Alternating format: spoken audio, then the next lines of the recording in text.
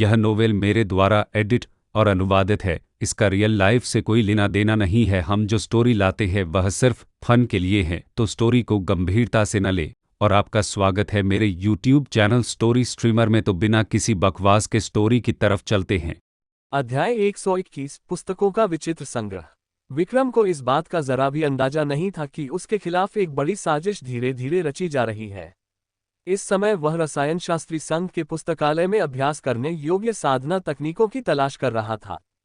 यद्यपि कीमियागर संघ की अधिकांश पुस्तकें गोलियों, पौधों, अजीब ज्वालाओं और अन्य रासायनिक गोलियों को परिष्कृत करने से संबंधित थीं, लेकिन यह संभव था कि उनमें व्यक्तिगत साधना तकनीकें भी हों, इसलिए विक्रम अपनी किस्मत आजमाना चाहता था। चूंकि समीर ने उसे पहले ही एक पहचान पत्र दे दिया था और उस पर समीर के गुरु का चेहरा था, इसलिए विक्रम शीर्ष 2 मंजिलों को छोड़कर हर जगह स्वतंत्र रूप से घूम सकता था। पुस्तकालय का संरक्षक एक बूढ़ा व्यक्ति था। उसकी आध्यात्मिक ऊर्जा में उतार चढ़ाव सामान्य थे और वह देखने में भी बहुत साधारण लगता था। उसका शरीर भी अपेक्षाकृत पतला और छोटा था, मानो हवा का एक झोंका उसे उड़ा ले जाए। जब विक्रम वहां पहुंचे तो वह काउंटर पर लेटे हुए, आंखें आधी बंद किए, ऊँघ रहे थे। जब विक्रम उनके पास पहुंचे तो उनकी पलकें झुकी हुई थीं और उन्होंने मुश्किल से ही विक्रम की ओर देखा। पहचान पत्र देखने के बाद उन्होंने हाथ हिलाकर उन्हें अंदर जाने का इशारा किया। मैंने सुना है कि आप यहाँ नए हैं। जैसे ही विक्रम अंदर जाने ही वाला था, उसे एक कर्कश आवाज सुनाई दी, मानो उसने बहुत दिनों से किसी से बात न की हो। ऐसा लगा जैसे किसी पुराने पेड़ की छाल से रगड़ खा रहा हो। जी हाँ, विक्रम अचानक रुक गया। उसने सोचा था कि बूढ़ा आदमी सवाल पूछता रहेगा, लेकिन उसे उम्मीद नहीं थी कि उसके पीछे कोई हलचल नहीं होगी। उसने तिरछी नजर से देखा कि बूढ़े आदमी ने अपना सिर नीचे झुका रखा था, मानो वह फिर से सो गया हो। फिर वह पुस्तकालय में चला गया। हालांकि उसने इस बात पर ध्यान नहीं दिया कि बूढ़े आदमी की आंखों में तेज रोशनी चमक उठी। किसी कारणवश पुस्तकालय में आने वाले लोगों की संख्या बहुत कम थी। उनमें से अधिकांश लोग किताबें उधार लेकर वापस पढ़ने चले जाते थे, इसलिए यहाँ रुकने वाले लोग भी बहुत कम थे। जब विक्रम अंदर आया तो वहाँ एक भी व्यक्ति नहीं था। इतनी खामोशी थी कि केवल उसके कदमों की आवाज ही सुनाई दे रही थी। विक्रम ने चारों ओर देखा। उसके चारों ओर किताबें ही किताबें थीं, जो ऊपर की ओर इस तरह फैली हुई थीं मानो उनका कोई अंत न हो। सूर्य की रोशनी ऊपर से छनकर आ रही थी और धूल हवा में नाचती आत्माओं की तरह किताबों के बीच से गुजर रही थी। उन्हें नहीं पता था कि पुस्तकालय कब बना था। शायद लंबे इतिहास के कारण लाल दीवारें थोड़ी थोड़ी उखड़ गई थीं और उन पर धब्बे पड़ गए थे। प्राचीन धूल की गंध विक्रम की नाक में घुस गई। यह एक लंबे इतिहास की खामोश कहानी थी। विक्रम को कोई जल्दी नहीं थी। वह बस यूं ही बेफिक्र खड़ा रहा। यहाँ कई तरह की किताबें थीं। यह एक अद्भुत दृश्य था। जड़ी बूटियों और पौधों का विश्वकोश, अजीबोगरीब ज्वालाओं की विशेषताएं, औषधीय गोलियों की संगति और विरोधाभास, कीमिया की तकनीकें, बतख घास की कीमिया पर टिप्पणियां, विभिन्न औषधीय गोलियों के सिद्धांत और इसी प्रकार। कुछ तकनीकें स्वयं की साधना से भी संबंधित थीं, लेकिन मुख्यतः वे गोलियों से संबंधित थीं। भले ही कुछ का प्रयोग आक्रमण के लिए किया जाता था, लेकिन उनकी शक्ति और प्रभाव को देखते हुए ये स्पष्ट था कि उनकी आक्रमण क्षमता अधिक नहीं थी। विक्रम एक नज़र में लगभग 10 पंक्तियां ही देख पाया। उसे कुछ भी ऐसा नहीं मिला जिसमें उसकी रुचि हो। उसे किताब निकालकर पन्ने पलटने की भी इच्छा नहीं हुई। पहले स्तर पर भी यही हाल था, दूसरे स्तर पर भी यही हाल था। 5वें स्तर तक उसे बस कुछ ही किताबें दिखाई दी जो मुश्किल से ही उसकी नज़र में आईं। हालांकि वे विक्रम की ज़रूरतों को पूरा नहीं करती थीं। उसने हल्की सी आह भरी और इन किताबों को उधार लेने का फैसला किया। खाली हाथ लौटने से तो यही बेहतर था। विक्रम ने अपना सिर उठाया और ऊपर की 2 मंजिलों पर नजर डाली। कहा जाता था कि वहां उच्च कोटि की औषधियां और मंत्र मौजूद थे। हालांकि वे अत्यंत मूल्यवान और दुर्लभ थे। बाहरी लोगों के लिए वे सुलभ नहीं थे, जब तक कि किसी का उच्च पद या भारी मात्रा में योगदान अंत न हो। शायद ऊपर कुछ बेहतर था, लेकिन वह अभी अंदर नहीं जा सकता था। विक्रम जाने ही वाला था कि उसकी नज़र बगल में पड़ी। मानो किसी चीज ने उसे आकर्षित किया हो और वह कोने में रखी किताबों की अलमारी की ओर चला गया। अरे, ये क्या है? उसने देखा कि कोने में एक किताब पड़ी है। उसे नहीं पता था कि उसे वहां किसने रखा था, लेकिन क्योंकि वह 2 किताबों की अलमारियों के बीच में थी, इसलिए ध्यान से देखे बिना उसे देखना मुश्किल था। किताब का कवर धूल से ढका हुआ था। ऐसा लग रहा था कि काफी समय से किसी ने उसके पन्ने नहीं पलटे थे। कवर पर कुछ भी नहीं था। वह बिल्कुल खाली था, शायद इसलिए कि वह वहां बहुत लंबे समय से पड़ा था। किताब के पन्ने थोड़े पीले पड़ गए थे और किनारे कोने मुड़ गए थे। विक्रम ने उसे खोला और देखा। अंदर लिखे शब्द अत्यंत प्राचीन और समझने में कठिन थे।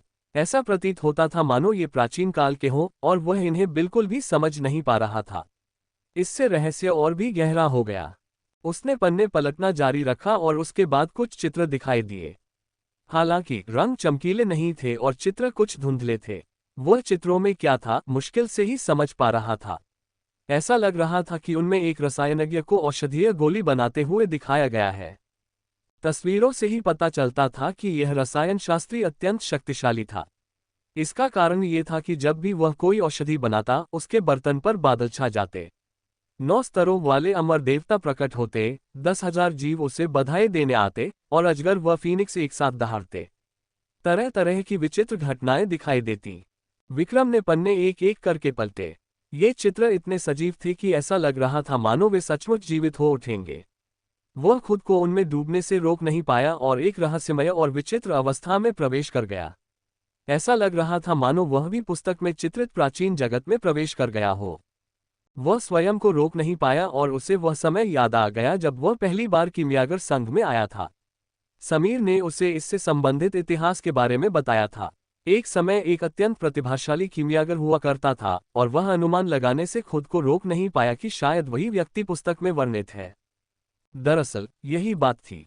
किताब में लिखा था कि वह एक दिव्य अमानवीय औषधि बनाने की तैयारी कर रहा था, लेकिन इसका कोई स्पष्ट विवरण नहीं था। विक्रम जब पढ़ने में मग्न था तभी अचानक किताब रुक गई। कुछ भी नहीं था, मानो अचानक ही रुक गई हो। ये बेहद अजीब लगा। वह भौहें चढ़ाए बिना नहीं रह सका और पन्नों को छूने लगा। ये स्पष्ट था कि पन्नों की मोटाई कुछ अलग थी। तर्कसंगत रूप से कुछ पन्ने गायब होने चाहिए थे। जैसा उसने अनुमान लगाया था वैसे ही कुछ पन्ने फटे हुए थे। कोई जानबूझकर इन्हें इस तरह क्यों फाड़ेगा मानो वह बाहरी दुनिया को बताना नहीं चाहता हो। यह कोई बेहद गुप्त मामला नहीं था। क्या इस किताब में और भी रहस्य छिपे हो सकते हैं? विक्रम अभी सोच ही रहा था कि तभी उसके बगल से एक कर्कश आवाज आई। आपको इस किताब के बारे में कैसे पता चला? अध्याय 122 पुस्तकालय में मौजूद पुस्तकें। अनुवादक ड्रैगन बोट ट्रांसलेशन, संपादक ड्रैगन बोट ट्रांसलेशन। विक्रम ने ऊपर देखा तो उसे एक मुरझाया हुआ चेहरा दिखाई दिया। चेहरे की त्वचा सूखे पेड़ की तरह हड्डियों से चिपकी हुई थी। आंखों के गड्ढे गहरे थे और उनमें लकड़ी जैसी पुतलियां धसी हुई थीं। ऐसा लग रहा था मानो उसके भीतर एक गहरा कोहरा छाया हुआ हो जिससे उसके असली भाव दिखना असंभव हो गया था। मानो उसने कोई मुखौटा पहन रखा हो जिससे वह बनावटी लग रहा हो। बाहर उब रहा दुबला पतला बूढ़ा व्यक्ति वास्तव में उसके पास आ गया था। सबसे महत्वपूर्ण बात यह थी कि विक्रम को कुछ भी महसूस नहीं हुआ। उसे नहीं पता था कि यह उसकी तल्लीनता के कारण था या किसी और वजह से, लेकिन उसे किसी के आने का आभास नहीं हुआ। विक्रम की आंखों में चमक आ गई। यह कोने में रखा था। मैंने जिज्ञासावश इसे उठा लिया। किताब का आखिरी पन्ना पलटते हुए बूढ़े आदमी ने अपनी भौहें ऊपर उठाईं। लगता है आपको इसमें बहुत दिलचस्पी है। नहीं, ऐसा नहीं है। मुझे बस थोड़ी जिज्ञासा है, विक्रम ने बड़ी सहजता से कहा। जब मैं पहले कीमियागर संघ में आया था तब मैंने एक किंवदंती सुनी थी। ये देखकर कि बूढ़े व्यक्ति के चेहरे पर कोई भाव नहीं था और वह ध्यान से सुन रहा था, विक्रम ने आगे कहा। ऐसा कहा जाता है कि एक महान रसायन शास्त्री अमरता की गोली बनाना चाहता था, लेकिन अंत में वह असफल रहा। ऐसा कहा जाता है कि यहाँ एक पर्वत शिखर था जो कड़ाही जैसा दिखता था, जो उसके जन्मजात जादुई उपकरण से रूपांतरित हुआ था। बूढ़े आदमी की निगाहें अंतरिक्ष में टकटकी लगाए बैठी थीं, मानो समय और स्थान के बीच की दूरी को भेद कर सीधे उस पर्वत शिखर पर टिक गई हो जिसका जिक्र विक्रम ने किया था। इसके बजाय उन्होंने पूछा, तो क्या आपको लगता है कि इस दुनिया में ऐसी कोई गोली है जो आपको अमर बना सकती है? हो सकता है हो सकता है न हो। कौन निश्चित रूप से कह सकता है? विक्रम का जवाब अस्पष्ट था। उन्होंने इस सवाल को टाल दिया और उनका जवाब काफी तर्कसंगत था। अप्रत्याशित रूप से बूढ़ा आदमी इस बात को छोड़ने वाला नहीं था, मानो वह हठपूर्वक जवाब की तलाश कर रहा हो। तो आपको क्या लगता है कि वे हैं या नहीं हैं? विक्रम ने इसके बजाय पूछा, क्या इस दुनिया में अमर लोग हैं? कहा जाता था कि प्राचीन काल में अमर लोग हुआ करते थे, लेकिन किसी कारणवश वे धीरे धीरे लुप्त हो गए, यहाँ तक कि अब केवल एक काल्पनिक किंवदंती ही बची है। इसी कारण आने वाली पीढ़ियां उनकी खोज में लगी रहीं। अमर बनने की क्षमता रखने वाले लोग भी नहीं थे, अमर लोगों की तो बात ही छोड़िए। बूढ़े आदमी ने अपना सिर हिलाया और महसूस किया कि कुछ गड़बड़ है। फिर उसने सिर हिलाकर कहा, शायद कुछ गड़बड़ है। जब अमर लोग होते हैं तो अमरता की गोलियां क्यों नहीं हो सकती? जब साधना से अमर बना जा सकता है तो ऐसी गोलियां क्यों नहीं बनाई जा सकती जो आपको अमर बना दे? विक्रम ने भले ही प्रश्न का उत्तर न दिया हो, लेकिन उसने अपना उत्तर दे दिया था। उसने वही कहा जो बूढ़े व्यक्ति ने कहा था। यह तर्कसंगत था और इसका खंडन करना असंभव था। इस बार बूढ़े व्यक्ति ने कुछ नहीं कहा। उन्होंने बस उसे ध्यान से देखा। मुझे उम्मीद नहीं थी कि इतनी कम उम्र में तुम्हें इतना ज्ञान होगा। मैं सचमुच बहुत प्रभावित हूँ। विक्रम को हमेशा से लगता था कि वह बूढ़ा व्यक्ति साधारण नहीं है, लेकिन उसके शरीर से निकलने वाली आध्यात्मिक ऊर्जा के उतार चढ़ाव को देखकर तो यही लगता था कि वह साधारण और सामान्य है। उसमें कुछ भी असाधारण नहीं था। अगर उसकी कोई असाधारण पहचान होती तो वो पुस्तकालय में लाइब्रेरियन क्यों होता? लेकिन अगर वह सचमुच एक साधारण व्यक्ति था तो वह अपनी आध्यात्मिक भावना से कैसे बच सकता था? विक्रम को ये बात पूरी तरह समझ नहीं आई। इसी क्षण ऐसा लगा जैसे कोई बाहर से उसका नाम पुकार रहा हो। माफ कीजिए, मैं थोड़ी देर के लिए बाहर जा रहा हूं। विक्रम ने लापरवाही से किताब को वापस उसकी मूल जगह पर रख दिया। वह किताब पढ़ चुका था और बाद में वह खराब हो गई थी। उसे वापस लेने की कोई जरूरत नहीं थी क्योंकि उससे उसे कोई उपयोगी जानकारी नहीं मिल पाती। बूढ़ा व्यक्ति चुपचाप एक तरफ खड़े होकर उसकी हरकतों को देखता रहा। वह विक्रम के जाने तक वहीं खड़ा रहा। उसकी निगाहें गहरी नजरों से किताब पर घूमती रहीं। विक्रम बाहर देखने के लिए निकला। वहां कृष्णा और बाकी लोग थे जो घबराए हुए लग रहे थे। उसके आने पर उन्होंने जल्दी से कहा, जी हाँ, हमने उस मूर्खली को देखा था और उसने कहा था कि वह तुम्हें ढूंढना चाहता है, लेकिन गलती से वह प्रतिबंधित क्षेत्र में घुस गया। क्या गलती से निषिद्ध क्षेत्र में प्रवेश कर गए? विक्रम ने भौहें चढ़ाते हुए पूछा। कृष्णा को इस पर यकीन नहीं हुआ, इसलिए उसने जल्दी से फोटो खींचने वाला पत्थर निकाला। जैसा कि उम्मीद थी, उसमें मूर्खली को निषिद्ध क्षेत्र में प्रवेश करते हुए पीछे से दिखाया गया था। हम भी उसे शुरू में ही रोकना चाहते थे, लेकिन वह बहुत तेज भागा। हम उसे बिल्कुल भी पकड़ नहीं पाए। हमने चिल्लाया लेकिन उसने नहीं सुना, इसलिए हम केवल आपको ढूंढने के लिए ही आए। कृष्णा और बाकी लोग बहुत दयालु थे। विक्रम की नज़र उनके चेहरों पर पड़ी और उसने उनके थोड़े अस्वाभाविक भाव और सूक्ष्म हरकतें देखीं। उसे पता नहीं क्यों, लेकिन उसके सामने वाले व्यक्ति का इरादा स्पष्ट रूप से हत्या का नहीं था। फिर भी कृष्णा को विक्रम से एक अवर्णनीय दबाव महसूस हुआ, इतना अधिक कि उसके माथे पर पसीने की बारीक बूंदें आ गईं।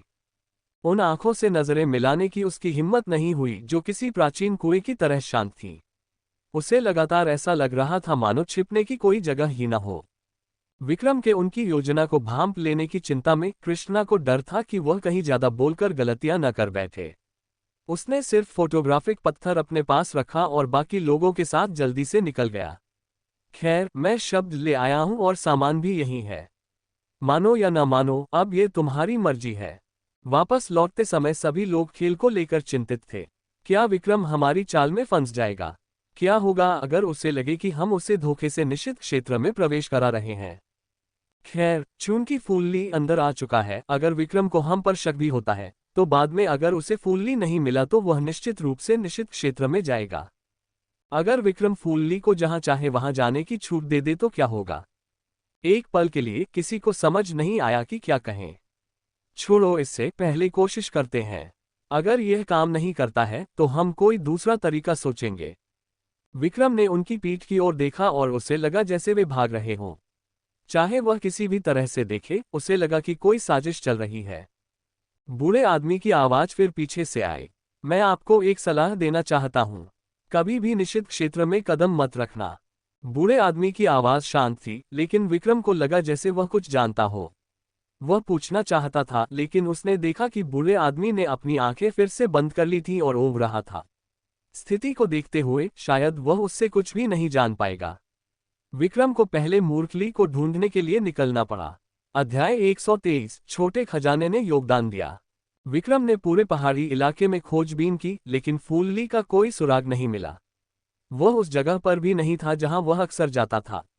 जब उसने दूसरों से पूछा तो उन्होंने बताया कि उन्होंने उसे घने जंगल की ओर भागते हुए देखा था। वही निषिद्ध क्षेत्र था।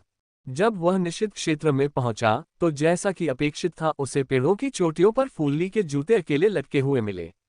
हालांकि उसके मालिक का कोई सुराग नहीं था। क्या ऐसा हो सकता है कि वह सचमुच अंदर भागा हो?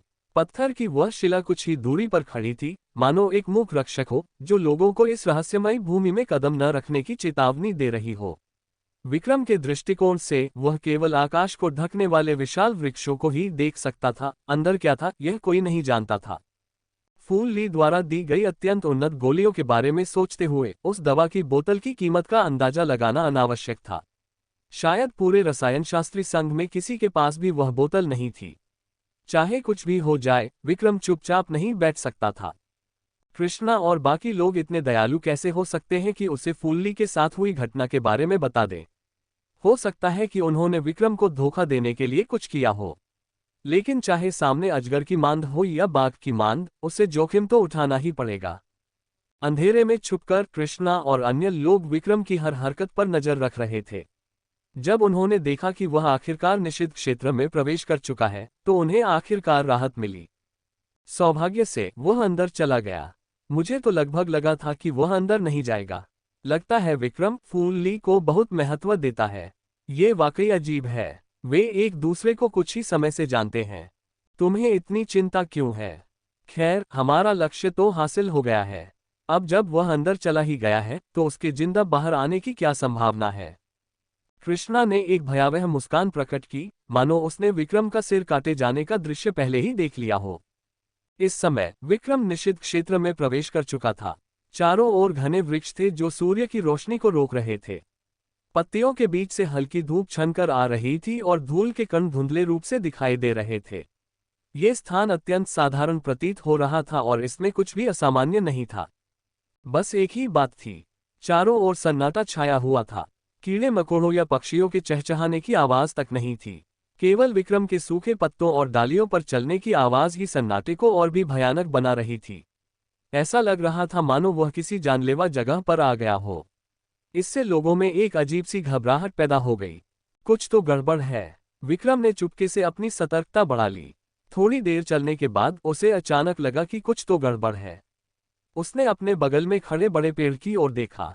हालांकि यहाँ के पेड़ लगभग एक ही लंबाई के थे, लेकिन उसकी याददाश्त हमेशा से बहुत अच्छी रही थी। अगर उसे सही से याद था तो वह अभी अभी इस जगह से गुजरा था। विक्रम ने चुपके से अपनी सतर्कता बनाए रखी। वह फिर से चारों ओर घूमा और उसे वही जाना पहचाना बड़ा पेड़ और उसके बगल में पेड़ के ठूंठ दिखाई दिए। उसे यकीन था कि वह अभी अभी इसी सड़क से गुजरा था। क्या मैं रास्ता भटक गया था या किसी तरह की संरचना में फंस गया था? विक्रम ने अपनी सतर्कता कम करने की हिम्मत नहीं की। उसने अपने चारों पालतू जानवरों को बुलाया। उसके केंद्र में बनी विशाल आकृति तेजी से चारों दिशाओं में फैल गई। लिटिल ग्रीन एक हरी लता की तरह उसके हाथ के चारों ओर लिपट गई। रेड लुवान के पूंछ के पंख बेहद खूबसूरत थे। उनके आसपास का अंधेरा वातावरण भी थोड़ा उज्ज्वल प्रतीत हो रहा था। लिटिल रेड, आसमान में उड़ो और देखो कि क्या कोई और रास्ता है। आसपास के पेड़ और वातावरण बिल्कुल एक जैसे थे, जिससे लोग भ्रमित हो गए। शायद अधिक ऊंचाई पर कुछ नई खोजें हो सके। लिटिल रेड ने इंसानों की तरह सिर हिलाया। वह तेजी से हवा में चक्कर लगाकर गायब हो गई। कुछ देर बाद विक्रम को पक्षियों की चहचहाहट सुनाई दी। दूर से पास आते हुए क्षितिज पर एक छोटा सा काला बिंदु दिखाई दिया। ये लिटिल रेड थी जो अभी अभी उड़कर आई थी। जैसा कि उसने अनुमान लगाया था, संभवतः निषिद्ध क्षेत्र में कदम रखते ही वह किसी प्रकार की अवर्णनीय संरचना में फंस गया था। अद्भुत, मुझे तो कुछ पता ही नहीं चला। विक्रम ने आह भरी। इसलिए तो कहानियों में कहा जाता है कि जो लोग गलती से उस निषिद्ध क्षेत्र में चले जाते हैं, वे कभी वापस नहीं लौटते। ये संरचना किसी को भी कष्ट देने के लिए काफी थी। विक्रम को सरनी संरचना को तोड़ने में महारत हासिल नहीं थी। अगर उसे सरनी संरचना का स्थान पता चल जाता तो वह उसे नष्ट कर सकता था। मुख्य बात यह थी कि वह अब बाहर नहीं निकल सकता था। सरनी संरचना का पता लगाना तो दूर की बात थी। लिटिल ट्रेजर को शायद कुछ महसूस हुआ। वह चाहते हुए विक्रम की आस्तीन खींचने लगा। क्या मतलब, तुम चाहती हो कि मैं तुम्हारे पीछे आऊं? क्या तुम्हें रास्ता पता है? लिटिल ट्रेजर ने सिर हिलाया। वह ये कैसे भूल सकता था? लिटिल ट्रेजर एक खजाना खोजने वाला चूहा था। सामान्य भूल भुलैया संरचनाएं और बनावटें इसके सामने बेकार थीं। ये सोचकर विक्रम ने लिटिल ट्रेजर को आगे चलने को कहा। बाकी लोगों को आसपास नजर रखने की जिम्मेदारी दी गई ताकि किसी भी अचानक खतरे की स्थिति में वे सतर्क रहें। नन्हा खजाना सीधा खड़ा हो गया और हवा को सूंघने लगा। उसकी मूंछें भी फड़कने लगीं। वह बहुत प्यारा लग रहा था। फिर वह एक खास दिशा में चलने लगा। विक्रम उसके पीछे पीछे चल रहा था। उसे पता नहीं कैसे वह चलने लगा, लेकिन थोड़ी देर बाद उसके सामने का रास्ता और भी खुला होता चला गया। प्राचीन पेड़ों की ओट न होने से उसकी दृष्टि का दायरा बहुत विस्तृत हो गया। वह स्पष्ट रूप से भूलभुलैया से बाहर निकल चुका था। नन्हे खजाने, तुमने इस बार सराहनीय सेवा की है। विक्रम की प्रशंसा पाकर लिटिल ट्रेजर ने गर्व से अपनी छाती फुला ली। वह खुद से बहुत खुश लग रहा था। हालांकि विक्रम ने चारों ओर देखा, लेकिन उसे फूलली का कोई सुराग नहीं मिला। वह कहाँ गया होगा? गर्जन। विक्रम अभी यह सोच ही रहा था कि उसे कहाँ जाना चाहिए, तभी उसे एक जानवर की दहाड़ सुनाई दी। ऐसा लग रहा था कि वह बहुत दूर से आ रही है, लेकिन साथ ही साथ बहुत पास से भी। जब उसने ध्यान से सुनने की कोशिश की तो उसे वह सुनाई नहीं दिया। ऐसा लगा जैसे वह कोई भ्रम हो। हालांकि लिटिल ग्रीन और लिटिल रेड अचानक सीधे खड़े हो गए। उनकी जानवरों जैसी आंखें सतर्कता से भरी हुई थीं और वे चारों ओर देखने लगे, मानो वे ध्वनि के स्रोत की तलाश कर रहे हों। आप लोगों ने भी इसे सुना? विक्रम को संदेह हुआ कि यह कोई भ्रम नहीं है। वह आवाज की दिशा में चलने लगा। यह दक्षिण पूर्व दिशा में होनी चाहिए। कुछ कदम चलने के बाद विक्रम की आंखों के सामने एक गुफा प्रकट हुई। अध्याय 124, एक अज्ञात प्राणी का हमला। गुफा बाहर से साधारण दिखती थी, लेकिन अंदर घोर अंधेरा था। विक्रम ने भौहें चढ़ाकर अपनी आध्यात्मिक शक्ति का प्रयोग किया, लेकिन कोई प्रतिक्रिया नहीं हुई। अंदर आध्यात्मिक ऊर्जा का कोई उतार चढ़ाव नहीं दिख रहा था, मानो कोई खतरा ही न हो। फिर भी विक्रम को ऐसा महसूस हुआ जैसे कोई उसे बुला रहा हो। एक धीमी सी आवाज उसे अंदर जाने का इशारा कर रही थी। जब विक्रम ये सब देख रहा था तो उसने ध्यान नहीं दिया कि उसके शरीर से एक धूसर धुंध निकल रही थी, मानो उसे किसी चीज ने बुलाया हो और वह अथाह गड्ढे में प्रवेश कर गई हो। विक्रम की आंखें थोड़ी चौंक गईं, लेकिन उन्होंने ध्यान नहीं दिया कि उनकी दृष्टि की गहराई में एक धूसर धुंध भी उमड़ रही थी। ऐसा लग रहा था मानो उनकी आंखों को अदृश्य हाथों ने ढक लिया हो और उनकी पुतलियां धीरे धीरे अंधेरे की एक परत से ढक गईं, जिससे विक्रम को गड्ढे में उतरने की तीव्र इच्छा हुई। उसके बगल में खड़े लिटिल ग्रीन और लिटिल रेड ने देखा कि विक्रम अचानक एक कदम आगे बढ़ा। उनकी निगाहें उस पर टिकी थीं और यह स्पष्ट था कि कुछ गड़बड़ है। लिटिल ग्रीन लगातार फुफकार रहा था, लेकिन विक्रम को मानो सुनाई ही नहीं दे रहा था। धीरे धीरे वह गुफा के और करीब पहुंचता जा रहा था। उन तीनों ने मिलकर पूरी ताकत लगाई, लेकिन वे उसे वापस नहीं खींच सके। ऐसा लग रहा था मानो गुफा के प्रवेश द्वार पर कोई जादुई शक्ति हो। उन्होंने देखा कि वह गुफा के और करीब आता जा रहा है, लेकिन विक्रम अभी भी होश में नहीं आया था। उन तीनों के पास कोई और चारा नहीं था। एक अनजानी हवा चली जो अपने साथ कड़ाके की ठंड लेकर आए। ये ठंड उसके शरीर की हर हड्डी और खून में समा गई। विक्रम अनजाने में कांप उठा और आखिरकार जाग गया। इस समय वह गुफा के प्रवेश द्वार से सिर्फ आधा कदम दूर था। वह आधा कदम पीछे हटा और लिटिल ग्रीन और बाकी लोगों के चिंतित चेहरों को देखा। उसे जागते देख उन दोनों ने राहत की सांस ली। ये गुफा वाकई विचित्र है। विक्रम का चेहरा इतना सिकुड़ा हुआ था कि मानो वो किसी मच्छर को भी कुचलकर मार डाले। उसे इस बात का यकीन तो था कि इस गुफा में कुछ तो है, लेकिन वो नहीं जानता था कि क्या है। मूर्खली का कोई अता पता नहीं था। शायद वह भी गुफा में मौजूद लोगों को देखकर भ्रमित हो गया था। विक्रम को अंदर जाने का इरादा देखकर लिटिल ग्रीन और बाकी सबने एक साथ सिर हिलाया। शाबाश, चूंकि मैं पहले से ही यहाँ हूं तो मुझे अंदर जाकर देखना ही होगा। उसने बिना किसी झिझक के एक कदम बढ़ाया। अंधेरी गुफा का प्रवेश द्वार प्राचीन काल के किसी खूंखार जानवर की तरह था, जिसने अपना खूनी मुंह खोलकर उसे पल भर में निगल लिया। गुफा घोर अंधेरी थी। विक्रम की उंगलियों से ज्वालाओं का एक समूह निकला, जिसने आगे का रास्ता रोशन कर दिया। आसपास का वातावरण तुरंत उजाला हो गया। अंधेरे में ऐसा लग रहा था मानो कोई धुंधली आंखें उसकी हर हरकत पर नजर रख रही हों। विक्रम अचानक पीछे मुड़ा, लेकिन अंधेरे में उसके पीछे कुछ भी नहीं था। घूरे जाने का एहसास धीरे धीरे बढ़ता गया, मानो कोई अदृश्य व्यक्ति हो, जिससे विक्रम को ऐसा लगा जैसे उसकी पीठ पर प्रकाश की किरण पड़ रही हो। लिटिल ग्रीन और बाकी लोग विक्रम के बगल में पहरा दे रहे थे, लेकिन उन्हें कुछ भी अजीब नहीं लगा। ये वाकई बहुत अजीब था। उसे धुंधला सा दिखाई दिया कि दीवार पर कुछ है। उसने उसे छूने के लिए हाथ बढ़ाया, लेकिन वह अभी भी समतल नहीं थी। जब उसने गौर से देखा तो उसे कुछ अस्त व्यस्त मूर्तियां दिखाई दी। लपटें केवल आसपास के क्षेत्र को ही रोशन कर रही थीं। विक्रम ने काफी देर तक देखा, लेकिन फिर भी उसे समझ नहीं आया कि इसका क्या मतलब है। उसने अपना सिर घुमाया और उसकी नजर विशालकाय राक्षसी आंखों पर पड़ी। विक्रम हो या लिटिल ग्रीन, दोनों ही दंग रह गए। लिटिल रेड के साथ तो यह विशेष रूप से हुआ। उसके शरीर के सारे बाल पल भर में खड़े हो गए। लिटिल ग्रीन ने भी अपना शरीर मोड़ लिया और सतर्क हो गई। विक्रम चौंक गया। ये तो, उसने उसे छुआ और महसूस किया कि यह भी एक मूर्ति है। हालांकि यह इतनी सजीव थी कि वास्तविक प्रतीत होने लगी थी। पहले घूरे जाने का जो एहसास हुआ था वह शायद इसी मूर्ति की वजह से था। यह मूर्ति अत्यंत विशाल थी और इस पर एक अज्ञात प्राणी की आकृति उकेरी गई थी। इसका अधिकांश भाग बादलों में डूबा हुआ था, इसलिए विक्रम को यह नहीं पता था कि यह क्या था। हालांकि इसकी आंखें भी इतना बड़ा हिस्सा घेर सकती थीं, बाकी हिस्सों की तो बात ही छोड़िए। यह बादलों में छिपा हुआ था, लेकिन जमीन पर कई छोटे छोटे लोग अजीबोगरीब ढंग से नाच रहे थे, मानो किसी चीज की पूजा कर रहे हों। विक्रम दोबारा देखना चाहती थी, लेकिन मूर्ति क्षतिग्रस्त थी।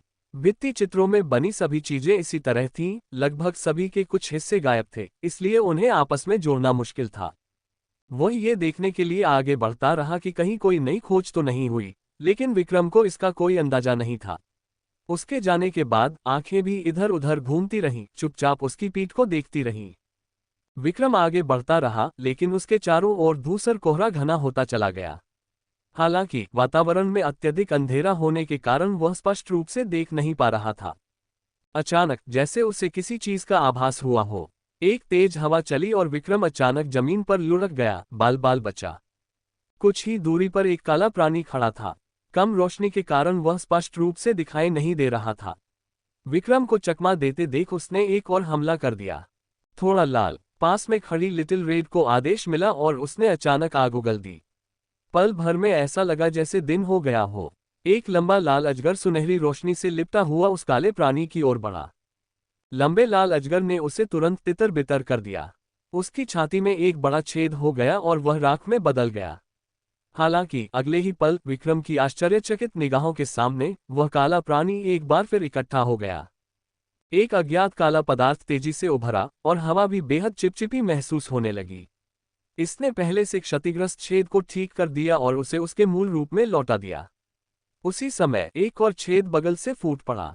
दो जानवर एक साथ विक्रम की ओर दौड़े। ये सब कुछ पलक झपकते ही हो गया। विक्रम एक तरफ हट गया। इसकी गति बहुत तेज थी, मानो ये किसी भूत की तरह था। लिटिल रेड ने एक बार फिर कई लंबे अग्नि ड्रैगन छोड़े और उन्हें तब तक बिखेरते रहे जब तक कि वे और बिखर नहीं सके। उनका राख तक नहीं बचा। हालांकि उनकी दोनों आकृतियां आग की लपटों में समा गईं और फिर वे वास्तव में 4 भागों में विभाजित हो गईं। उन्होंने 4 अलग अलग दिशाओं से विक्रम पर हमला किया। अध्याय 125, अजेय छाया राक्षस। क्या बकवास है। सौभाग्य से विक्रम ने तुरंत प्रतिक्रिया दी। वह नीचे झुका और एक तरफ कूद गया। राक्षस अपने लक्ष्य से चूक गए। उनके नुकीले पंजों ने हवा में एक ठंडी रोशनी पैदा की और पीछे की दीवारों पर जा टकराए। दरार, एक जोरदार हलचल हुई। चट्टान का एक बड़ा टुकड़ा खरोंचकर अलग हो गया था। पंजों के चट्टान को चीरने की आवाज से वह कांप उठा। उसके शरीर पर अनगिनत रोंगटे खड़े हो गए।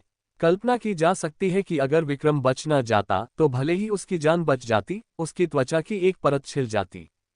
विक्रम को सांस लेने का भी मौका दिए बिना राक्षस परछाई की तरह उसके पीछे पीछे चल पड़े।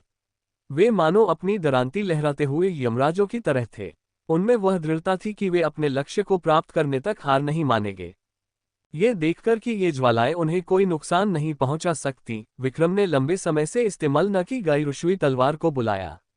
एक ठंडी रोशनी चमकी और ऐसा लगा मानो हवा भी 2 हिस्सों में बंट गई हो। विक्रम के केंद्र में एक अदृश्य वायुधारा तेजी से आसपास फैल गई, जिससे अचानक विशाल लहरें उठ उठीं। तेज गति से आगे बढ़ रहे राक्षस एक एक करके पीछे धकेल दिए गए। वे विक्रम को बाघों की तरह घूर रहे थे। यहां तक कि राक्षस भी स्तब्ध रह गए। वे एक पल के लिए रुके, फिर से आगे बढ़े। विक्रम ने अपनी तलवार से वार किया और राक्षस पल भर में 2 हिस्सों में बंट गया, मानो एक जल तलवार हो जिसके चारों ओर हल्की काली गैस लिपटी हो, फिर वह तेजी से उसमें समा गई। हालांकि अगले ही पल 2 नए शैडो मॉन्स्टर्स सामने आ गए। विक्रम ने उनके हमलों से खुद को बचा लिया। शुरुआत में लिटिल ग्रीन और बाकी लोग मदद करना चाहते थे, लेकिन विक्रम ने उन्हें रोक दिया। अंततः उसे समझ आ गया, चाहे जादुई हमले हो या शारीरिक हमले, ये राक्षस मरते ही नहीं थे, बल्कि वे एक नई प्रजाति में बदल जाते थे। ये सिलसिला कभी खत्म नहीं होता था। ऐसा प्रतीत होता था कि उन पर किसी भी हमले का कोई असर नहीं हो रहा था, बल्कि वे उन्हें भारी नुकसान पहुंचा सकते थे। उसके पीछे की दीवार पर मौजूद खरोचों को देखकर तो स्पष्ट था कि लड़ना नामुमकिन था। विक्रम ने जो कुछ भी किया था वह व्यर्थ था, बल्कि इसके विपरीत इसमें उसकी बहुत सारी आध्यात्मिक शक्ति खर्च हो गई थी। इस रफ्तार से तो वह इन चीजों से थककर मर सकता है, या फिर वह अपनी सारी आध्यात्मिक शक्ति खत्म कर दे और इन छाया राक्षसों के तीखे पंजों के नीचे दबकर मर जाए।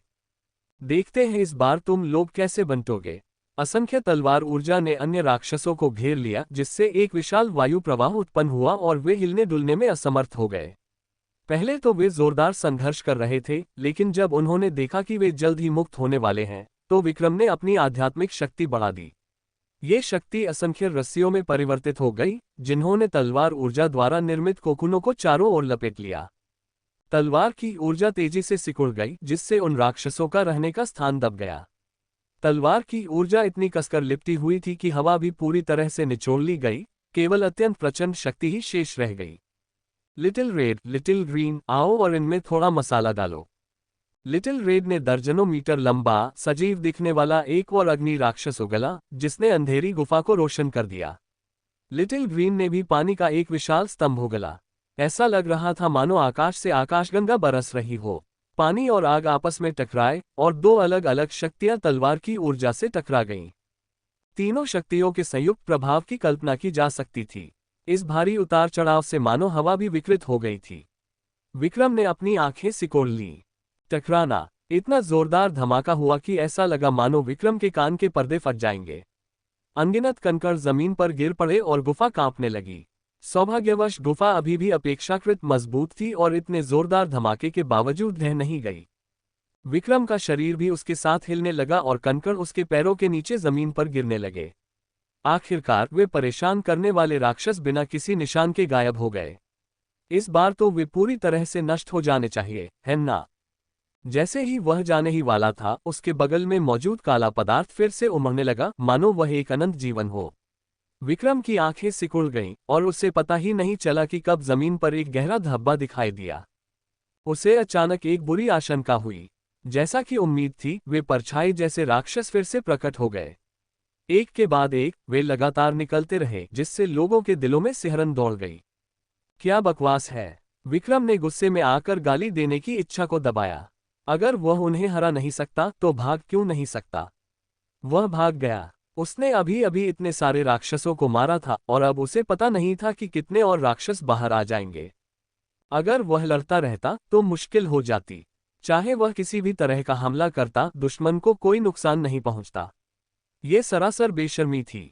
वे छायादार राक्षस झुंड बनाकर उस पर टूट पड़े। विक्रम ने अपनी आंखों के कोने से देखा कि उनके नुकीले पंजे उसके बहुत करीब आ गए थे। उसे उनके मुंह से निकलती बदबूदार लार की गंध भी आ रही थी, इसलिए वह अपनी गति बढ़ाने से खुद को रोक नहीं पाया। ये राक्षस उसे दोनों ओर से घेर लिया। उसे नहीं पता था कि यह उसका भ्रम था या कुछ और, लेकिन ऐसा लग रहा था मानो वे जानबूझकर उसका पीछा कर रहे हों। जब तक विक्रम को होश आया, तब तक उसके पीछे के राक्षस गायब हो चुके थे। ऐसा लग रहा था मानो उन्होंने उसका पीछा करना छोड़ दिया हो। उसे थोड़ा अजीब लगा। ये राक्षस जो अचानक प्रकट होते और फिर अचानक गायब हो जाते थे, ऐसा लग रहा था जैसे उसी क्षण से शुरू हुए हो जब उसने एक प्राणी की विशाल नक्काशीदार मूर्ति देखी थी। विक्रम और भी सतर्क हो गया। अभी अभी उस छाया राक्षस को देखकर उसे पता नहीं था कि इस गुफा से आगे क्या निकलेगा। वह लंबी और गहरी सुरंग अंतहीन प्रतीत होती थी। इससे लोगों को यह आभास होता था कि यह अनंत रूप से भूमिगत दुनिया से जुड़ी हुई है और फिर सीधे नरक की खाई में गिरती है। अचानक उसके सामने कुछ हलचल दिखाई दी। लिटिल ग्रीन ने खतरे की आशंका में फुफकारा। विक्रम ने भी सतर्कता बढ़ा ली और उसे धुंधला सा एक काली परछाई दिखाई दी। क्या ये फिर से वही छाया राक्षस हो सकता है जो पहले था? जब विक्रम पास पहुंचा तो काली परछाई बिना किसी प्रतिक्रिया के कोने में छिप गई। वह परछाई उसे और भी जानी पहचानी लगने लगी। विक्रम ने अपने कदम तेज किए और लौ परछाई के ऊपरी हिस्से पर चमक उठी। आह! एक जानी पहचानी चीख सुनाई दी। ये वही मूर्खली था जिसे विक्रम ढूंढ नहीं पा रहा था।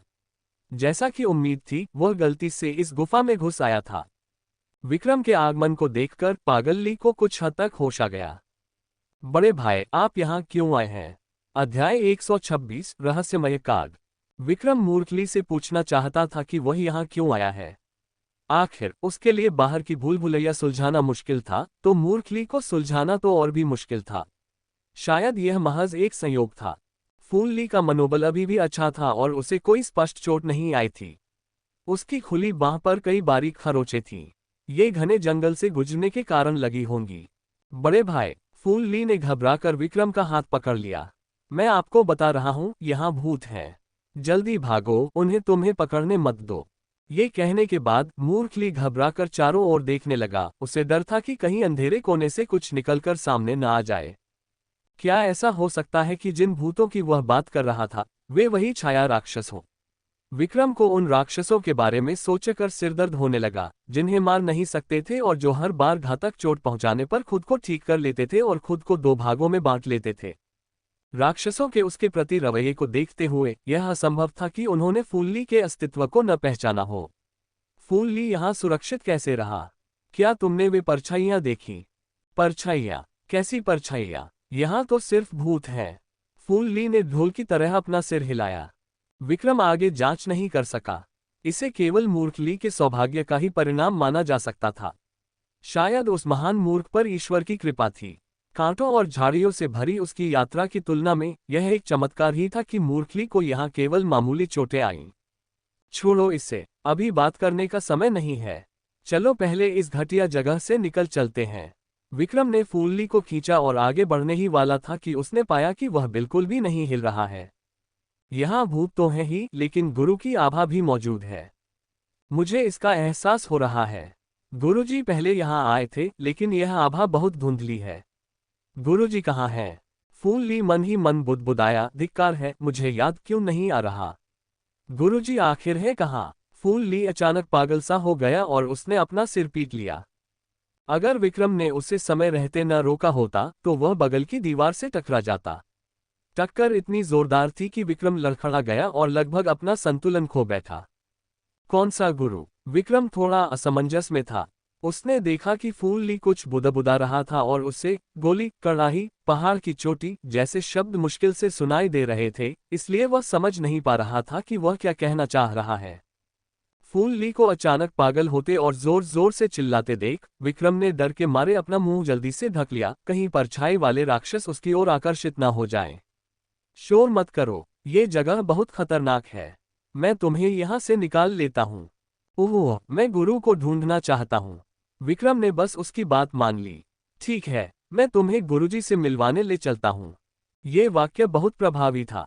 जैसा कि उम्मीद थी, फूलली शांत हो गया और आज्ञाकारी होकर विक्रम के पीछे पीछे चलने लगा। हालांकि अगले ही पल जब वह कोने पर मुड़ा तो फूलली अचानक बिजली की गति से आगे भागा। उसके लिए समय पर प्रतिक्रिया करना असंभव था। बड़े भाई, आप जाए, मैं गुरुजी को ढूंढने जा रहा हूँ। इस वाक्य को कहने के बाद संकरी और लंबी सुरंग में उसका अंतिम अक्षर बहुत लंबा खींच गया। वह कुछ विकृत और अस्पष्ट सा लग रहा था। ऐसा लग रहा था मानो कोई अज्ञात शक्ति उससे बात कर रही हो, जिससे लोगों को लगा कि उसकी आवाज में एक नया स्वर आ गया है। विक्रम ने तुरंत प्रतिक्रिया दी और हड़बड़ी में उसके पीछे भागी। एक पल रुको, तभी कोने पर फूलली की आकृति पलक झपकते ही अंधेरे में गायब हो गई। ऐसा लगा जैसे वह हवा में उड़ गया हो और फिर कभी दिखाई न दे।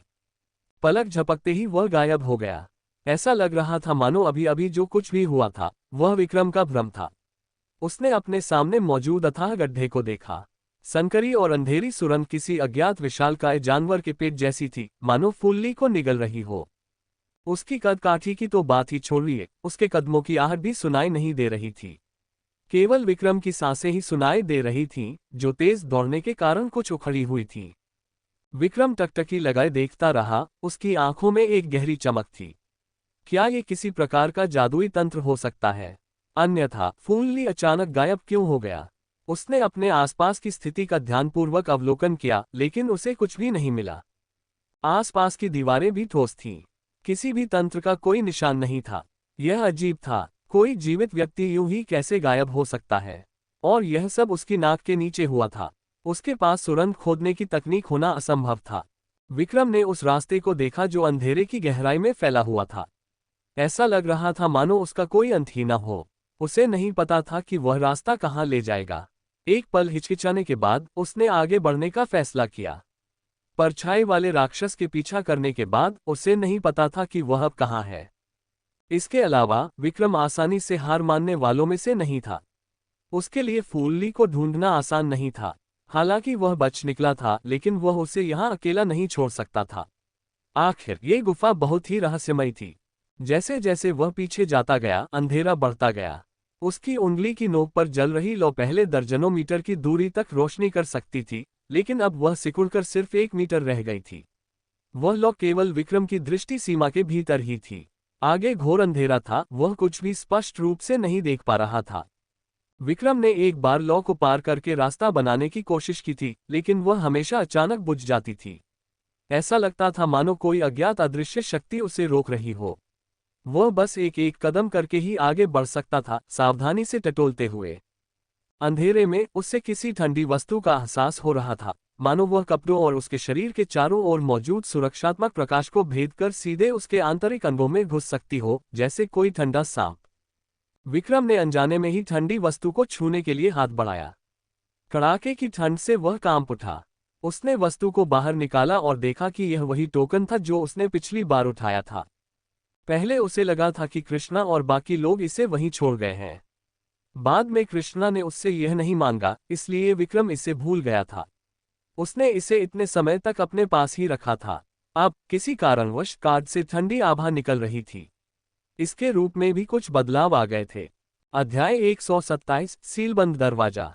कार्ड का रंग गहरा काला हो गया था, मानो उसे गाढ़ी स्याही से रंगा गया हो। बीच का पैटर्न धुंधला हो गया था, मानो किसी अदृश्य हाथों ने जानबूझकर उसे मिटा दिया हो। हालांकि विक्रम को लगा कि यह आकृति एक आंख जैसी है और उसने इसे पहले कहीं देखा है। वह मूर्ति पर देखी गई विशालकाय राक्षसी आंखों के बारे में सोचने से खुद को रोक नहीं सका। शुरू में कार्ड को हाथ में लेते ही उसे कुछ महसूस नहीं हुआ। वह हल्का और भारहीन था, मानो उसका कोई अस्तित्व ही न हो। लेकिन अब वह बेहद डरावना और बहुत भारी हो गया था। विक्रम को शक होने लगा कि यह थाली कृष्णा और अन्य लोगों की नहीं हो सकती। इसके अलावा इसका इस गुफा से कोई रहस्यमय संबंध था। जैसे ही विक्रम अपने हाथ में मौजूद कार्ड का जायजा ले रहा था, अंधेरे में मंडराता काला कोहरा हिल उठा। विक्रम ने ध्यान नहीं दिया कि अंधेरे में मौजूद चिपचिपा पदार्थ सक्रिय होने लगा, ठीक वैसे ही जैसे पहले से पाले पोसे गए छाया राक्षस सक्रिय हो जाते हैं। हालांकि इसी क्षण वे साइनबोर्ड में घुसने के लिए आपस में भिड़ने लगे। विक्रम को लगा जैसे उसका हाथ धंस रहा हो। जो साइनबोर्ड पहले हल्का फुल्का ही था, अब मानो 1000 पाउंड का हो गया था। इतना भारी कि वह उसे लगभग जमीन पर गिरा ही देता। यह इतना भारी कैसे हो सकता है? फिर चिन्ह पर बना पैटर्न धीरे धीरे स्पष्ट होता गया। ऐसा लगा मानो चिन्ह को ढके हुए कोहरे का अंत हो गया हो। हालांकि जो पैटर्न सामने आया वह वैसा नहीं था जैसा उसने पहले देखा था। चारों दिशाओं में बिखरी हुई रेखाएं। देखने में वे अव्यवस्थित लग रही थीं, लेकिन वास्तव में उनमें एक निश्चित पैटर्न था। वे आपस में गुंथी हुई थीं। विक्रम ने उन्हें एक पल के लिए देखा और चाहे जैसे भी देखा जाए, वे एक नक्शे की तरह लग रही थीं। ये कार्ड हमेशा शांत और सामान्य रहा था। अब जब वह इस गुफा में था, तो ऐसा लग रहा था मानो किसी चीज ने इसे जगा दिया हो। क्या ऐसा हो सकता है कि साइनबोर्ड पर प्रदर्शित सामग्री इस गुफा का नक्शा हो? विक्रम ने इसे आजमाने का विचार मन में रखा और बोर्ड पर दिए निर्देशों के अनुसार आगे बढ़ी। जैसा कि उम्मीद थी, वहां एक चौराहा था। ये वाकई एक नक्शा है। कार्ड पर एक तारा चिन्ह था। उसे इसका अर्थ नहीं पता था, लेकिन आगे जाने का कोई और रास्ता नहीं था। इससे अंदाजा लगाया जा सकता था कि यह जगह कितनी खास थी। विक्रम ने एक अनुमान लगाने से खुद को नहीं रोका। यह एक वर्जित क्षेत्र था। यहाँ या तो ऐसी चीजें थीं जिन्हें दूसरे नहीं देख सकते थे, या फिर किसी प्रकार का प्राणी कैद था। उस शक्तिशाली भूलभुलैया के अलावा वहां एक ऐसा छाया राक्षस भी था जिसे मारा नहीं जा सकता था और जो गुफा में कई भागों में बढ़ सकता था। गहरी सोच में डूबे विक्रम को इस बात का एहसास ही नहीं हुआ कि उनकी आंखों पर काले धुएं की एक हल्की परत छा गई है।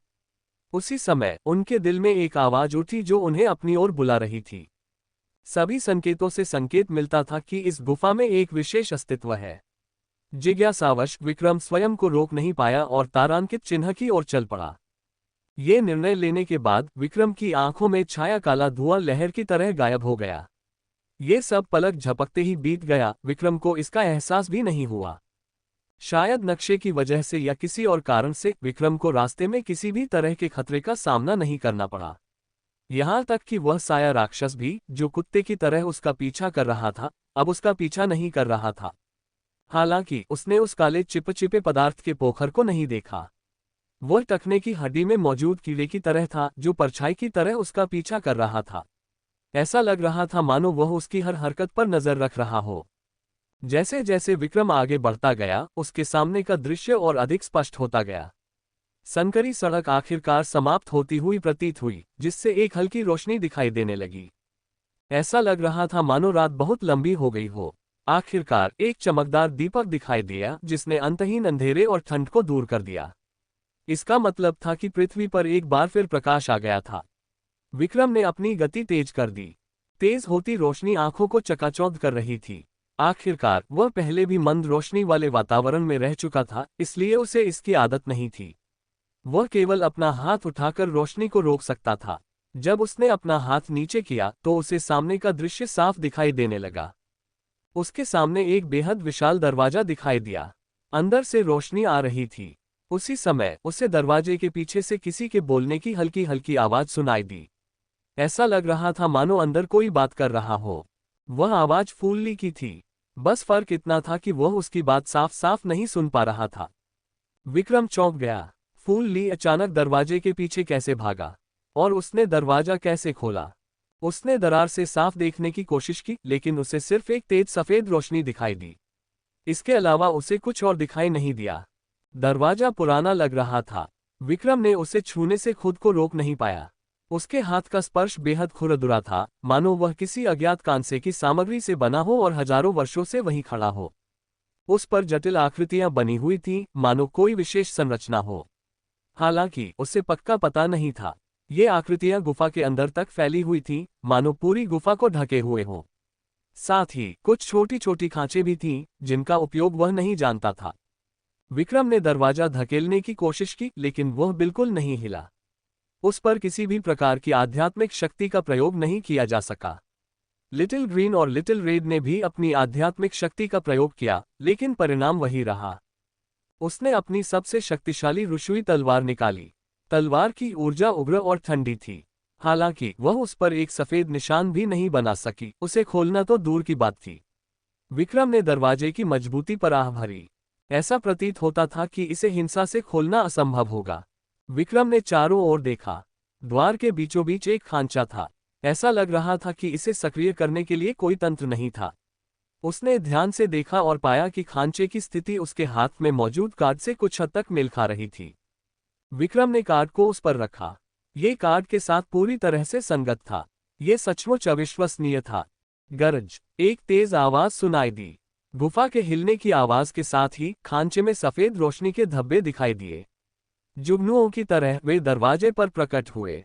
फिर वे धब्बे एक रेखा में जुड़ गए और अनगिनत धागे आपस में मिलकर एक रहस्यमय आकृति बना गए। असंख्य गियर घूमे और अंततः दरवाजा खुल गया। अध्याय 128 कीमिया संघ की घंटी। रसायन शास्त्र संघ। ये सबसे ऊंची पर्वत चोटी थी। सफेद बादल थम से परे स्थिर और शांत थे।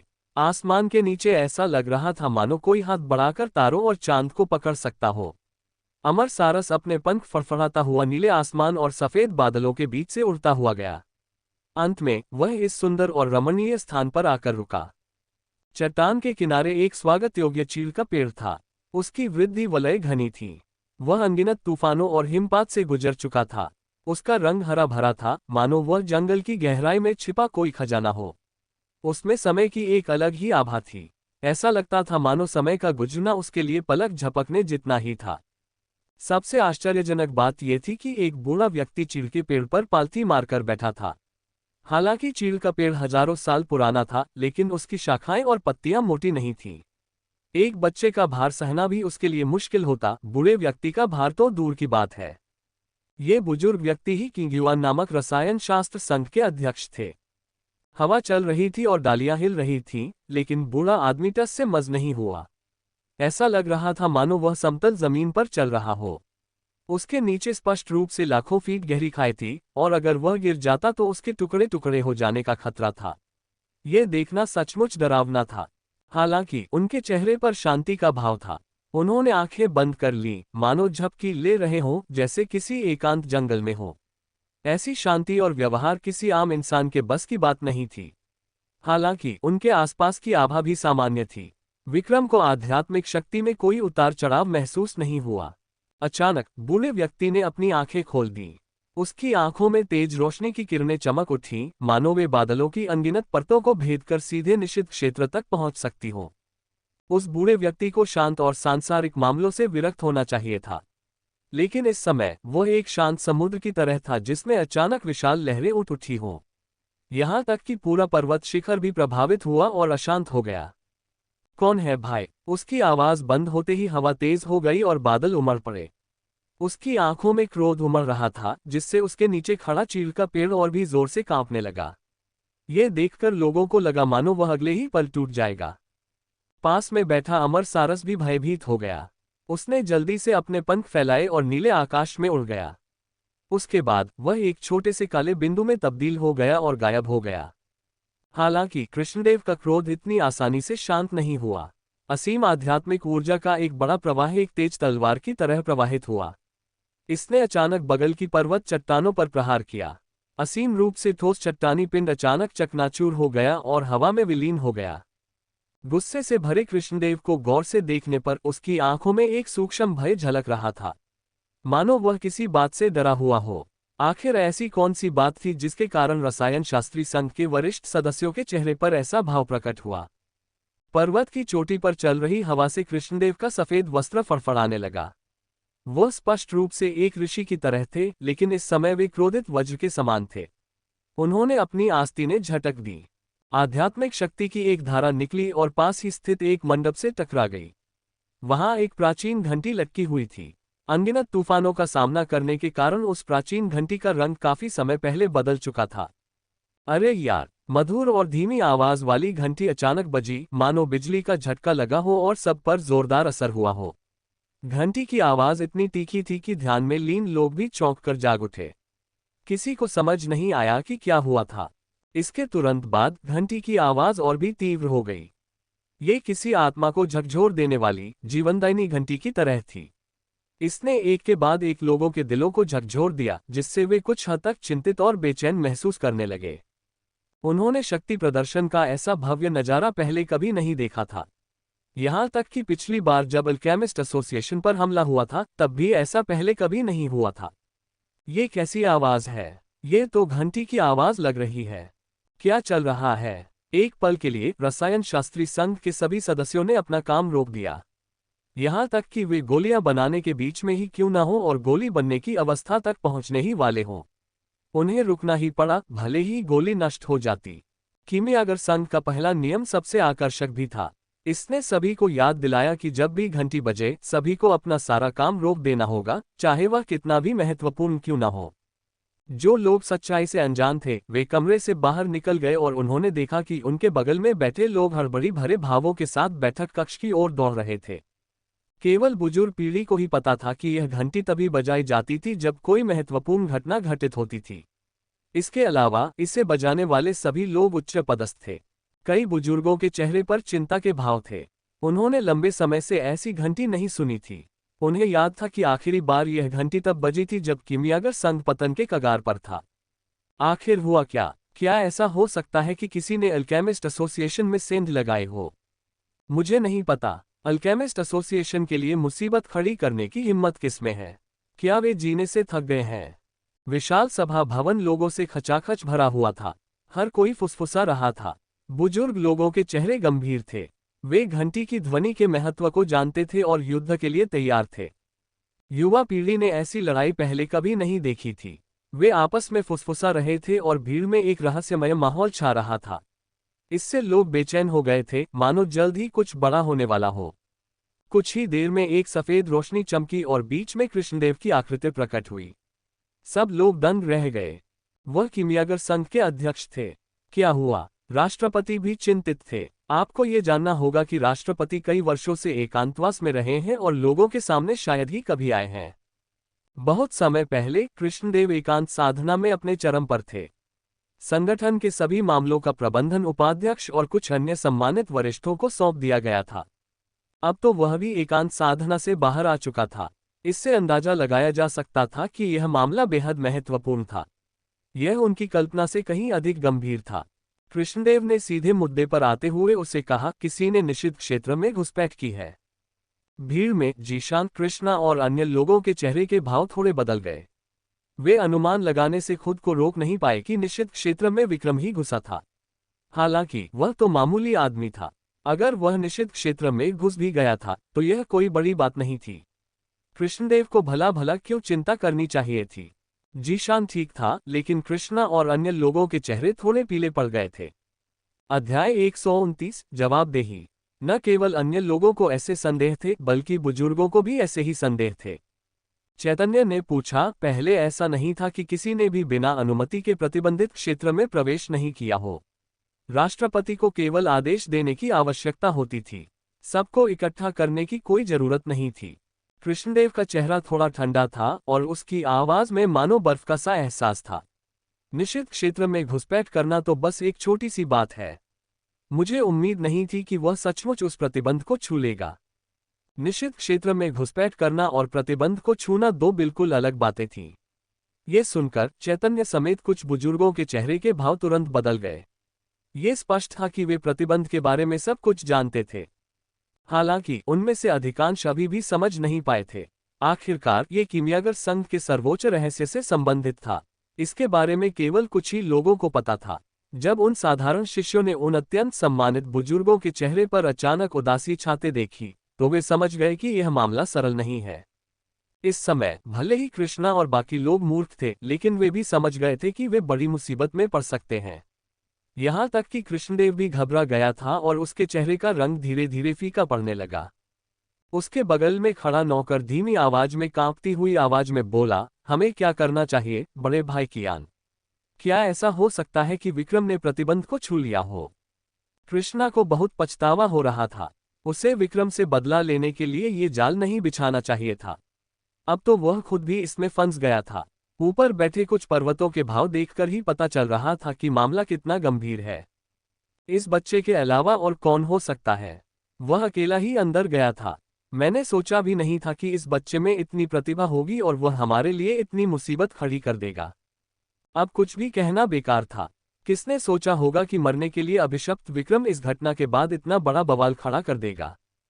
कृष्णा के साथ साजिश रचने वाले कुछ लोग इतने घबरा गए कि उनके चेहरे पीले पड़ गए और माथे पर पसीने की बूंदें आ गईं। तो अब हमें क्या करना चाहिए? क्या हमें पहल करके अपने अपराध कबूल कर लेने चाहिए और बड़ों को इस बारे में बता देना चाहिए? कृष्णा ने गुस्से में अपना सिर पीट लिया। क्या तुम मूर्ख हो? अगर तुमने अभी ऐसा कहा तो क्या तुम खुद को मौत के मुंह में नहीं धकेलोगे? उसने चारों ओर देखा और संयोग से उसकी नज़र जीशान से मिली। जीशान ने उनकी घबराहट को भांप लिया और बिना पलक झपकाए अपना सिर हिलाया। उन्होंने उन्हें दिलासा भरी नज़र से देखा, यह इशारा करते हुए कि उन्हें जल्दबाजी में कोई कदम नहीं उठाना चाहिए। कृष्णा को मानो हिम्मत मिल गई थी। उसने कुछ हद तक शांत होकर कहा, कोई बात नहीं। हमने गलती से प्रतिबंधित क्षेत्र में प्रवेश नहीं किया जिससे प्रतिबंध लागू हुआ हो। ये सब विक्रम की वजह से हुआ है। इसमें हमारा कोई हाथ नहीं है। घबराने की कोई बात नहीं है। लेकिन हमने विक्रम को इस ओर ले गए। इससे पहले कि वह अपनी बात पूरी कर पाता, कृष्णा ने उसका मुंह ढक लिया और गुस्से से बोली, तुम इतनी जोर से बोल रहे हो। क्या तुम मरना चाहते हो? क्या तुम सबको बताना चाहते हो? उन्होंने शब्द दर शब्द कहा, मैंने पहले ही कह दिया है कि इस मामले का हमसे कोई लेना देना नहीं है। क्या आप समझते हैं? सीढ़ियों पर खड़े चैतन्य ने चारों ओर नजर घुमाई। जब उनकी नजर कृष्णा और बाकी लोगों पर पड़ी जो आपस में फुसफुसा रहे थे, तो उनके चेहरे पर हल्की सी शिकन आ गई। इस समय अन्य बुजुर्ग और प्रबंधक लोगों की गिनती कर रहे थे, ये पता लगाने की कोशिश कर रहे थे कि इतना साहसी कौन था। अध्यक्ष महोदय, बाहर प्रशिक्षण से अस्थायी रूप से वापस लौटने में असमर्थ शिष्यों को छोड़कर सभी लोग आ चुके हैं। कृष्णदेव की भौहें तन गईं। क्या सभी लोग आ गए हैं? क्या बाहर मौजूद शिष्यों ने अपनी पहचान की पुष्टि कर दी है? हमें किसी के द्वारा किसी और का रूप धारण करने की घटना को रोकना होगा। सभी लोग आ चुके हैं। उनकी पहचान की पुष्टि भी हो चुकी है। ये सुनकर सभी लोग थोड़े हैरान रह गए, ये सोचकर कि कीमियागर संघ के सभी सदस्य यहाँ मौजूद थे। क्या ऐसा हो सकता है कि कोई बाहरी व्यक्ति चुपके से अंदर घुस आया हो? आखिर कौन इतना घिनौना हो सकता है? न सिर्फ उनमें इतनी हिम्मत थी कि वे कीमियागर संघ में घुसपैठ कर गए, बल्कि वे हमारे निषिद्ध क्षेत्र में भी घुस आए। क्या ये औषधि संप्रदाय का कोई सदस्य हो सकता है? ऐसा होना बिल्कुल संभव है। औषधि संप्रदाय हमसे गहरी दुश्मनी रखता है। हम लंबे समय से एक दूसरे के कट्टर दुश्मन हैं। वे ऐसा कर सकते हैं? ये वाकई बेहद घृणित है। इस बार हमें औषधि संप्रदाय से स्पष्टीकरण मांगना होगा। जीशान ने अपने आसपास के उन लोगों को देखा जो आक्रोश से भरे हुए थे। उन्होंने कभी नहीं सोचा था कि हालात इस हद तक बिगड़ जाएंगे। न जाने क्यों उन्होंने शर्मिंदगी से अपना सिर झुका लिया। एक और व्यक्ति था जो उससे असहज महसूस कर रहा था। वह था समीर। उसने चारों ओर देखा और पाया कि विक्रम वास्तव में यहाँ नहीं था। वह शुरू से ही विक्रम को ढूंढना चाहता था, लेकिन कमरे में कोई नहीं था। उसने सोचा कि वह पहाड़ के पीछे कहीं है। आखिर विक्रम पहली बार ही कीमियागर संघ में आया था। उसे घंटी की आवाज का अंदाजा नहीं था। वह केवल विक्रम को आवाज भेज सका, लेकिन कोई जवाब नहीं आया। बिल्कुल कोई प्रतिक्रिया नहीं हुई। आधा दिन बीत चुका था। तर्कसंगत रूप से देखा जाए तो विक्रम के लिए इतनी बड़ी हलचल को नजरअंदाज करना असंभव था, और वह अब तक प्रकट भी नहीं हुआ था। हालांकि उसे सबसे ज्यादा डर इस बात का था कि सबसे पहले क्या आएगा। विक्रम नाम का एक नया शिष्य है। उसे समीर यहाँ लेकर आया है और वह अभी तक पहुंचा नहीं है। विक्रम पुस्तकालय में दाखिल होकर बाहर निकल गया था। पिछली प्रतियोगिता के अलावा वह किसी और जगह से नहीं गुजरा था। नतीजतन लगभग सभी लोग उसे भूल चुके थे। अब जब उसका जिक्र हुआ तो विक्रम को देखने वाले कुछ लोगों को याद आया कि वह अभी तक पहुंचा ही नहीं था। कृष्णदेव और चैतन्य के चेहरे के भाव थोड़े बदल गए। क्या सच में विक्रम अब कहाँ है? सभी ने एक दूसरे की ओर देखा, लेकिन उनमें से कोई भी जवाब नहीं दे सका। मुझे लगता है मैंने उसे पुस्तकालय की ओर जाते देखा था। उसके बाद वह कहाँ गया मुझे नहीं पता। पुस्तकालय निषिद्ध क्षेत्र से ज्यादा दूर नहीं था। ये सोचकर कृष्णदेव का चेहरा और भी बिगड़ गया। उसकी तीखी निगाहें एक विशाल हरे पहाड़ की तरह समीर के शरीर पर भारी दबाव डाल रही थीं। विक्रम आपका शिष्य है। क्या आपने उसे निषिद्ध क्षेत्र में प्रवेश न करने के लिए नहीं कहा था? समीर धड़ाम से घुटनों के बल गिर पड़ा। उसके माथे पर ठंडे पसीने की बूंदें थीं। मैंने उससे पहले भी बताया है, लेकिन ये देखकर जीशान बेहद खुश हुआ। कृष्णदेव के गुस्से को देखकर उसे लगा कि समीर भी इसमें फंस सकती है, और यही तो वह चाहता था। अध्याय 130 कृष्णदेव का क्रोध। अनुवादक ड्रैगन बोट ट्रांसलेशन। संपादक ड्रैगन बोट ट्रांसलेशन। जब आपने उसे चेतावनी दी थी तो फिर भी वह निषिद्ध क्षेत्र में क्यों घुस गया? कृष्णदेव की भावहीन निगाहें समीर पर से गुजरीं। उसे अपने सिर के ऊपर से एक जबरदस्त दबाव महसूस हो रहा था। उसने अपना सिर नीचे झुकाया और सेम के आकार की पसीने की बूंदें उसके गालों से फिसलकर जमीन पर गिर गईं। ऐसा लग रहा था मानो वह अपने कंधों पर एक बहुत बड़ा बोझ ढो रहा हो, और उस विशाल पर्वत के दबाव में वह सांस नहीं ले पा रहा था। चैतन्य ने कहा, आम लोग बिना अनुमति के प्रतिबंधित क्षेत्र में प्रवेश नहीं करते। शायद इसके पीछे कोई और कारण हो। विक्रम के अलावा आप में से और किसने प्रतिबंधित क्षेत्र में संदिग्ध लोगों को घूमते देखा है? उसका सवाल सुनकर कृष्णा और बाकी लोग थोड़ा असहज महसूस करने लगे, लेकिन फिर भी उन्होंने शांत रहने का नाटक किया और प्रार्थना की कि उनके पिछले कामों को किसी ने न देखा हो।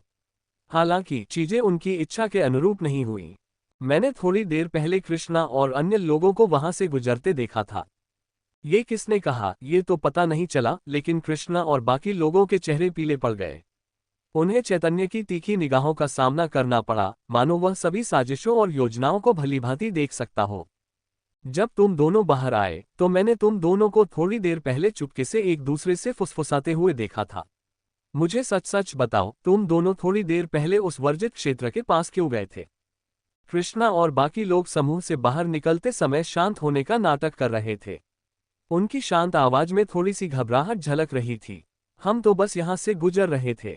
उनकी आंखें झपकीं। उन्होंने अपना सिर झुकाकर दूसरी ओर देखा और चैतन्य की निगाहों से नजरें मिलाने की हिम्मत नहीं की।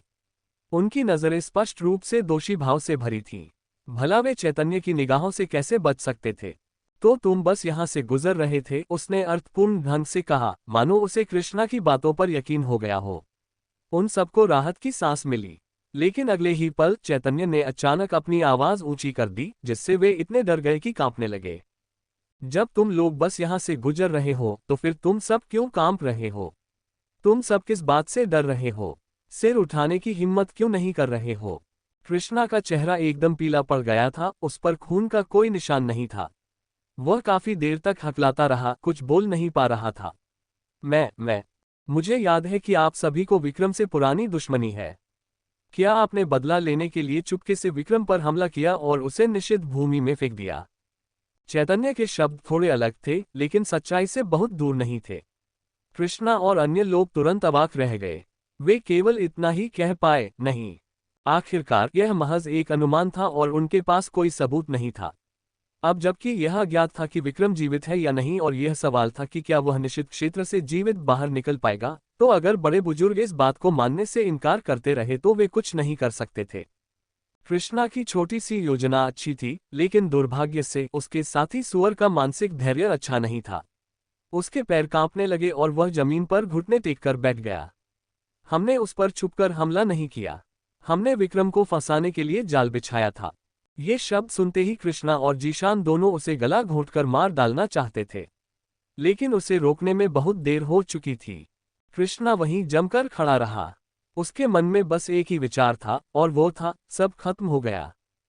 कृष्णदेव के चेहरे के भाव बदल गए।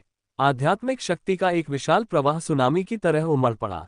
शिष्य ने खून थूका और जमीन पर गिर पड़ा। ये स्पष्ट था कि वह गंभीर रूप से घायल हो गया था। उसके केंद्र में एक अदृश्य वायुधारा तेजी से चारों दिशाओं में फैल रही थी। आध्यात्मिक शक्ति का उतार चढ़ाव इतना प्रबल था कि हवा भी विकृत हो गई। यहां तक कि गहन साधना शक्ति वाले अन्य वरिष्ठ भी आधा कदम पीछे हट गए। वे ये देखकर आश्चर्यचकित थे कि कृष्णदेव की आध्यात्मिक ऊर्जा में काफी वृद्धि हो गई थी। संभवतः इतने लंबे एकांत साधना के बाद उसने एक छोटा कदम आगे बढ़ा लिया था, लेकिन उन्होंने उसे इस तरह क्रोधित होते पहले कभी नहीं देखा था। एक पल के लिए वे बोलने की हिम्मत नहीं कर पाए। क्या आपको पता है कि आपने अपनी स्वार्थी इच्छाओं के कारण किमियागर संघ को कितनी परेशानी में डाला है? शेष शिष्यों ने संघर्ष करना बंद कर दिया और एक एक करके घुटने टेक दिए। अध्यक्ष महोदय, कृपया हमें क्षमा करें। हमें वास्तव में नहीं पता कि विक्रम ने प्रतिबंध को क्यों छुआ। यदि हमें पता होता कि ऐसा होगा तो हम निश्चित रूप से ऐसी मूर्खतापूर्ण हरकत नहीं करते। कियान रैन ने हिचकिचाहट से जीशान की ओर देखा। हालांकि ये सब उन्होंने ही किया था, लेकिन इसकी शुरुआत जीशान ने ही की थी। ध्यान से सोचने पर क्या वे भी दूसरों द्वारा विक्रम से निपटकर समीर की ताकत पर हमला करने के लिए इस्तेमाल नहीं किए जा रहे थे? हालांकि मौजूदा स्थिति ऐसी थी जिसकी किसी ने उम्मीद नहीं की थी। जीशान ने खुद को संभाला और खड़े होकर कहा, राष्ट्रपति महोदय, अब उन्हें दोष देना व्यर्थ है। क्यों न हम इस मामले से निपटने के बारे में सोचें?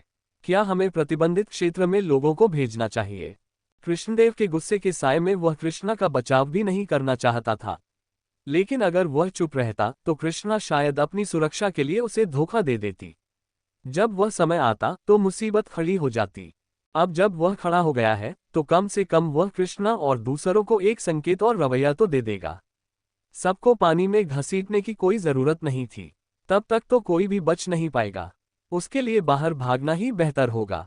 कम से कम वह कृष्णा और दूसरों के लिए लड़ तो पाएगा। कृष्णा और अन्य लोग इस तर्क को तुरंत समझ गए और बिना कुछ और कहे अपना सिर झुका लिया। जीशान का दर्जा उनसे कहीं ऊंचा था और उन्हें एक वरिष्ठ गुरु का समर्थन प्राप्त था। अगर वे उसे छोड़ देते तो वे उस वरिष्ठ गुरु को नाराज कर देते। तब तक कोई भी उससे निपटने में सक्षम नहीं होता और परिणाम और भी बुरा होता। कृष्णदेव ने तुरंत निर्णय लिया और कहा, वृद्ध झोऊ, वृद्ध कियान, वृद्ध ली, आप तीनों मेरे साथ निषिद्ध भूमि पर चलें। उसने कुछ लोगों के नाम पुकारे। वे सभी शक्तिशाली बुजुर्ग थे। शेष बुजुर्गों ने निषिद्ध भूमि के बाहर एक सुरक्षा घेरा बना लिया ताकि किसी भी अप्रत्याशित घटना की स्थिति में उनकी रक्षा की जा सके और उनकी सहायता भी की जा सके। लोगों का एक समूह भव्य ढंग से निषिद्ध भूमि के प्रवेश द्वार पर पहुंचा। ऐसा प्रतीत होता है कि इस स्थान पर इतने लंबे समय बाद इतनी चहल पहल देखने को मिली है। हालांकि जैसे ही वे निषिद्ध क्षेत्र से बाहर निकले, उन्हें थोड़ी ही दूरी पर एक पत्थर की पटिया पर एक व्यक्ति लेटा हुआ मिला। कृष्णा और बाकी जिन्हें तुरंत लाया गया, उनके चेहरे पर तुरंत डर के भाव उभर आए। उनका भाव ऐसा था मानो उन्होंने कोई भूत देख लिया हो, क्योंकि वह व्यक्ति कोई और नहीं बल्कि वही मूर्खली था जिसे उन्होंने प्रतिबंधित क्षेत्र में धकेल दिया था। उन्हें अच्छी तरह याद था कि मूर्खली को निषिद्ध क्षेत्र में धकेल दिया गया था, लेकिन फिर यहाँ अचानक कौन प्रकट हुआ था।